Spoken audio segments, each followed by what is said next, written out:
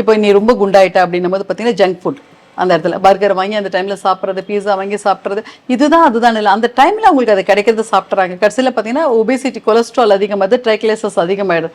அதுக்கு ட்ரீட்மெண்ட்டுன்னு போனால் 5 வருஷம் ஆகும். நம்ம 5 நிமிஷத்தை கொஞ்சம் பார்க்காம சாப்பிட்றோம்.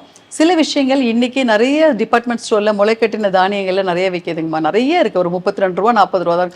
அதை ஒன்று எடுத்து வேக வச்சு எடுத்துட்டு போங்க ஸ்நாக்ஸுக்கு. நம்ம தான் நம்ம உடலை பார்த்துக்கணும். நம்ம வந்து நாளைக்கு முடிஞ்சிருச்சு, எனக்கு வந்து கிட்னியில் ஸ்டோன் இருக்கு, கல் பிளடர் ஸ்டோன் இருக்கு, ட்ரைக்ளேசஸ் இருக்குன்னு வருத்தப்படுறதுக்கு முன்னாடி கொஞ்சம் யோசிக்கலாம். இந்த அத்திப்பழம், இந்த நான் சொன்னேன் இல்லைங்களா, அந்த ரோல் சாப்பிடலாம்.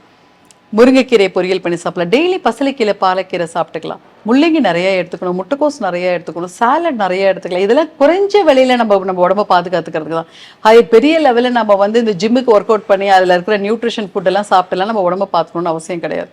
டெய்லி காலையில் இட்லி, நம்ம எப்படி பாரம்பரியமாக வந்தோமோ இட்லி, மதியானம் சாப்பாடு, குழம்பு, ரசம், ஈவினிங் ஏதோ ஒரு ஸ்நாக்ஸ்.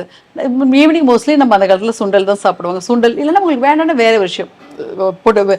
உருளைக்கிழங்கு இப்போ நம்ம வீட்டிலேயே சிப்ஸ் பண்ணி கொடுக்கலாம், வெளியில தான் கொடுக்கணும்னு அவசியம் கிடையாது. தூக்கமின்மை நிறைய குழந்தைங்களுக்கு வரதுக்கு வாழைப்பழம் சாப்பிடணும். முக்கியமாக கான்ஸ்டிபேஷனுங்க, மலம் வந்து இறுகத்தன்மை இருந்ததுன்னா குழந்தைங்களுக்கு எல்லாமே பாதிக்கும். அது பெரிய பொண்ணுங்களை, காலேஜ் படிக்கிறவங்கள கூட ஆகட்டும். அதனால தான் பிம்பிள்ஸ் முகத்தில் வர்றது, முடி கொட்டுறது, ஒபிசிட்டி அதிகமாகுது, ட்ரைக்ளேசஸ் அதிகமாகிடுறது. அவங்களால இடுப்புக்கு கீழே பெருசு, தொடையெல்லாம் ரொம்ப பெருசாக அதுக்கப்புறம் தான் அவங்க ஃபீல் பண்ண ஆரம்பிப்பாங்க. அதுக்கப்புறம் ஒர்க் அவுட் போய் ஜிம்முக்கு போய் இதெல்லாம் பண்ணுறதுனால அதுக்கு முன்னாடியே நம்ம கொஞ்சம் பார்த்துக்கிறது நல்லது உடம்ப.